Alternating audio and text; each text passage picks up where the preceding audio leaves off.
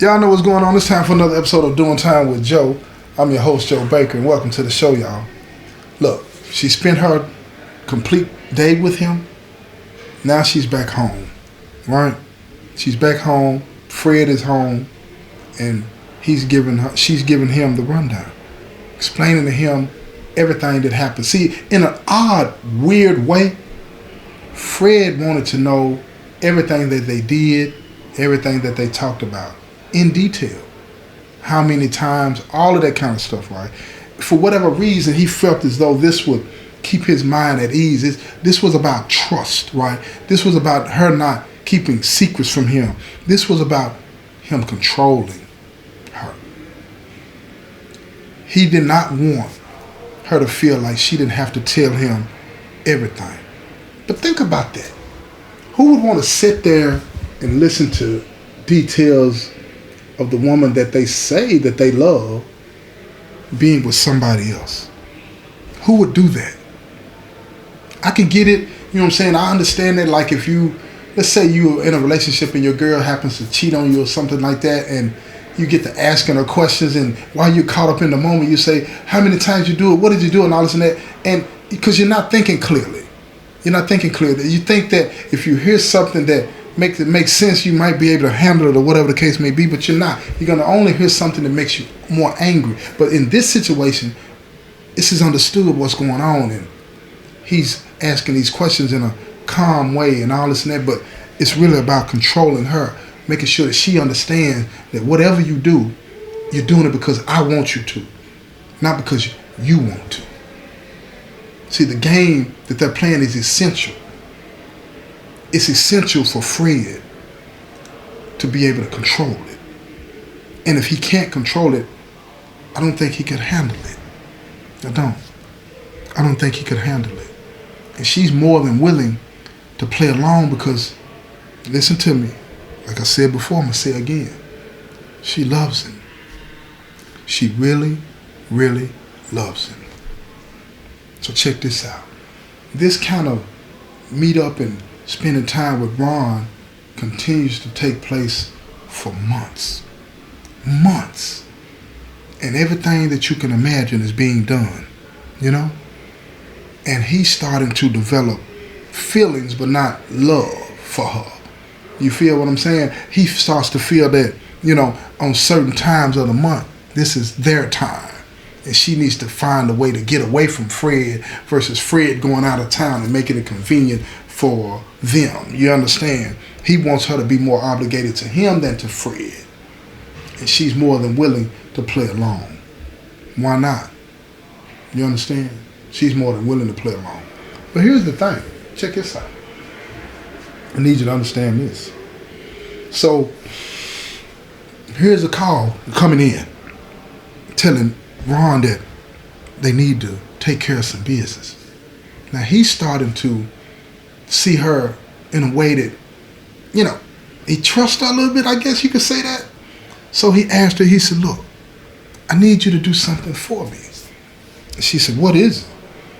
He said, I need you to take one of my cars, drive to this particular address, and pick up something for me. She said, what am I picking up? He said, don't worry about it. You're going to get there. It's going to be some briefcases. Go in the bedroom, open the closet, grab the first briefcase that you see, put it in the car, take it to this address for me. She said, you need to tell me what's in the briefcase. He said, look, I'll give you $1,000. She said, you want me to go to your house, pick up a briefcase, drop it off somewhere, and you're going to give me $1,000. No questions asked. He's like, yeah, why not? Ain't you my girl? Trying to play her like that, right? She was like, I guess so. So she does it. But see, when she gets there, she opens up the briefcase, right? It just snaps on the side. She opens it up. Oh, it's bricks. So she opens up the other ones. Oh, they all bricks. They all bricks. And she carefully puts them back the way they were. And she takes the briefcase that she picked up, puts it in the car, drives it to the address, and gives it to the person she was supposed to give it to. And then she goes back to the house to be with Ron. Oh my. He trusts her. He really, really trusts her. So check this out. After she finishes spending time, this is one of those quickies, right? After she finishes spending time with Ron, she gets back to the house to Fred and she tells Fred, I think I found one of those spots. She said, I didn't have time to look around. But what I did do is on the way back to the house, I got a copy of the key. Now they have access. But they can't just drop in over there. Don't nobody know if he's got somebody watching the place or what. They got to figure this thing out. Because she didn't really have a time to look around and see what's really going on. If he had cameras, this, that, and third. But it's a nice house. And it sits out in the woods, away from everything, surrounded by trees. Beautiful area. Beautiful area. This house has to be $200,000-300,000. And the manicured lawn and everything. It's beautiful. And nobody was there. Nobody was there. This guy has got to be making a lot of money to have a place like this. So, the next time that she's supposed to spend time with Ron, she tells him that Fred is going to be out of town and she wants to spend more than a quickie with him. So they go to the house where they spent the first night together, and they spent the whole night together. But while they're spending the whole night together, Fred is at the house where the briefcases were at. And he goes through everything. And he sees that no cameras, nobody's there. And on top of that, dope is all throughout the house. In every closet, under the bed, but no money. Where's the money? No money at all can be found in there. It's just that work. So he leaves. Make sure everything is back the way it was when he got there. He leaves. Checks around to make sure nobody can see him. Nobody's within a mile of the place.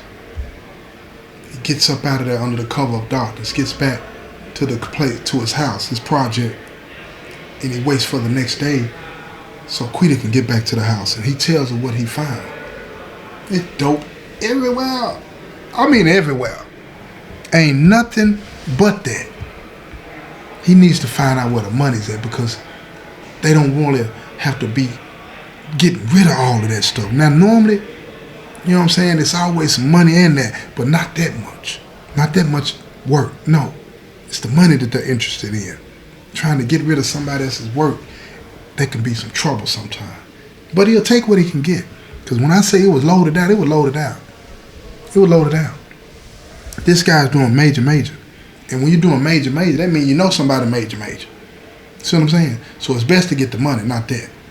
But it is what it is. You take what you can get. You take what you can get. So him and Quita sat up and talked all night long trying to figure out, it's got to be at one of the other places. It's got to be. And then she was like, I don't know, because he got the place for the work, place to spend time, place that he lays his head, place for the quickest. There's 4 that he's talked about. Just 4. So she said maybe she's overlooking something. So the next time that she goes and spends time with him, when he falls out, she starts looking around the house, taking pictures off the wall, looking for safes, all this and that. And she finds one in the floor. And it's huge. It's huge. See, you can tell, let me tell y'all something. When it comes to them safes that be in the floor, yeah, you might move the first piece of wood or the rug or whatever, and it's a small space, right? It's a small space. But you can tap around that wood, and the sound of that wood is going to let you know if anything is solid under there or if it's hollow. You feel what I'm saying? That way you can figure out the measurements, the size of the safe. Oh, did I just give y'all some game? Don't you be using it in the wrong way. Don't be using it in the wrong way. You ain't got no business worrying about somebody else's safe and know how. Because if you're doing that, you're doing something you ain't got no business. So get up out them folks' house, okay? But look, check this out. So she finds the safe. So she thinks it's got to be the money. Man, she ain't got no combination, though. She ain't got no combination. But look, I told you they played a long game. So time goes on. Time keep passing by. He's starting to really feel for her because when they spend time, it done went from 1 to 2 days, from 2 to 3 days. Fred don't care. They own to something.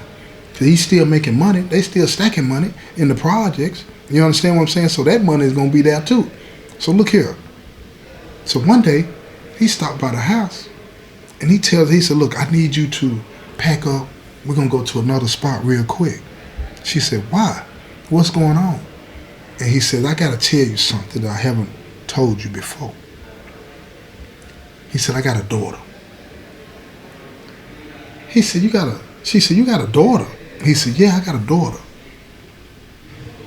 Where's her mother? He said, she's nowhere around. She said, I thought something was strange. He said, I love her. I take care of her. And her grandmother, her mother's mother, is always with her. So when they come in town, they stay here. And I make sure that they have everything that they need. Now the whole puzzle is being put together. He takes care of his daughter. He said, look, I need you to do something for me. She said, again?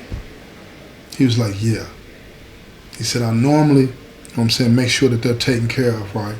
But I need to go by the bank to pick up something, pick up some money for them. She said, okay, I'll drive with you to the bank.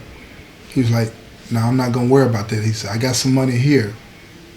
I just need you to make sure that nobody, you know what I'm saying, knows where my stuff is. You feel what I'm saying? He said, I got to trust you like that. You say you want to be with me. I got to trust you like that.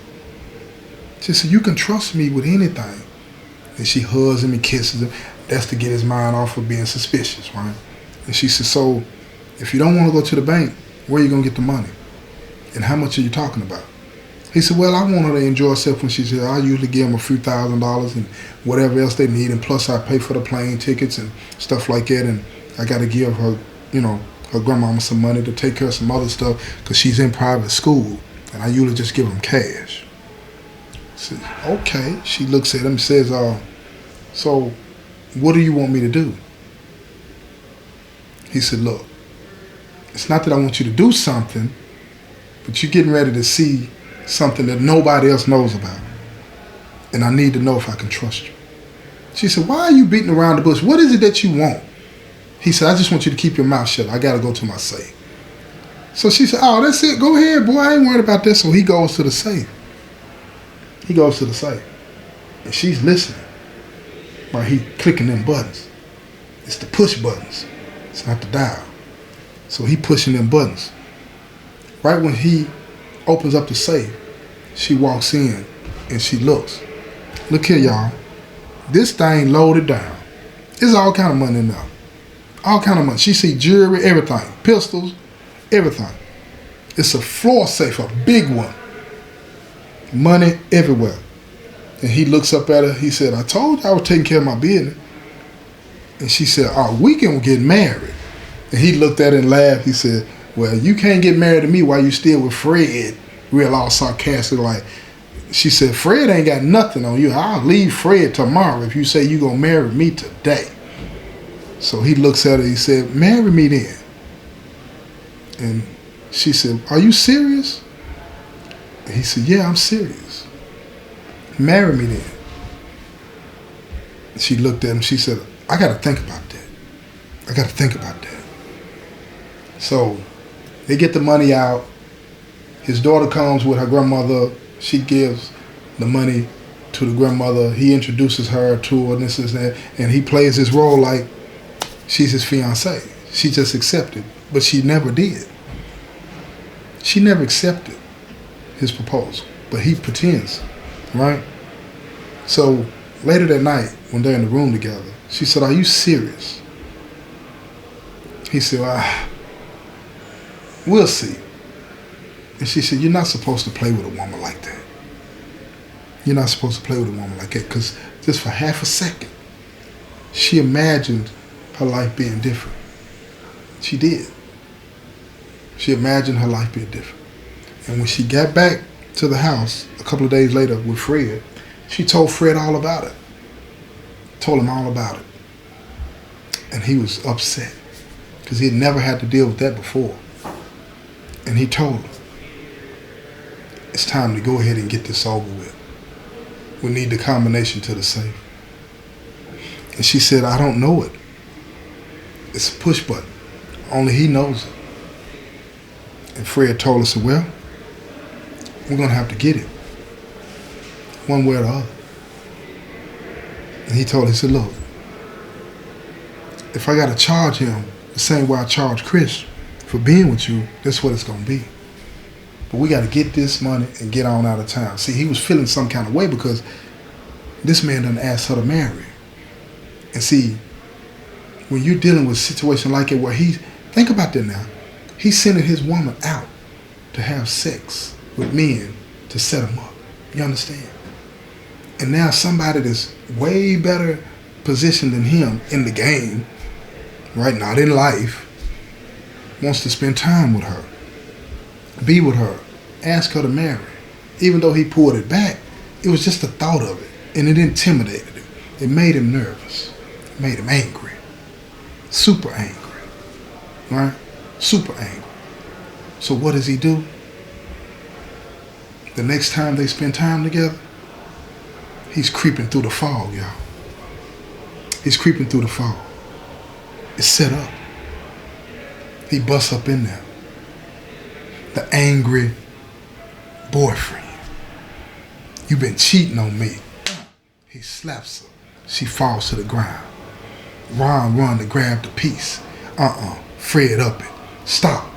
And fire one shot right over his head. Fire!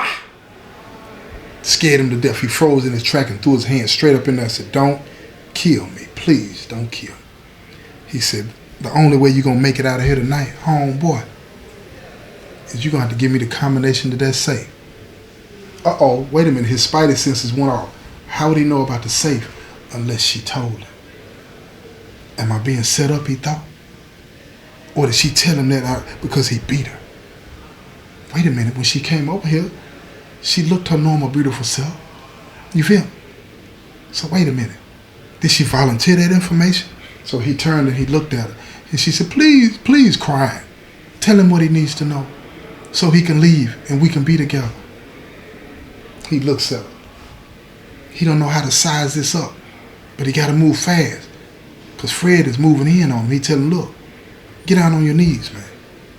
He said, you're going to give me the combination to the safe or it's over right now. He said, what are the numbers? He thought about what seemed to be forever, but it was only a few seconds. And he told him the numbers. He said, go open the safe. She gets up, tears dry. She goes to open the safe. He tells her, clean it out. Clean out the safe. She said, okay, baby. She goes and grabs the bag that they already had in the car. She comes back in the house. She cleans it out. She said, it's all of it. He said, how much is it? He hit Ron in the back of the head. He said, 1.2. He said, please don't kill me, man. Please don't kill me. So she left the house. The whole time he's screaming, please don't, please don't, please don't. Then all of a sudden, he hit him in the back of the head, put him out, tied him up, threw him in the closet. They went back to the project, cleaned out the project, got in the car, they were gone. On to the next one. That's the setup, y'all. That's how this stuff play out. That's how it play out. It's a dirty, dirty game.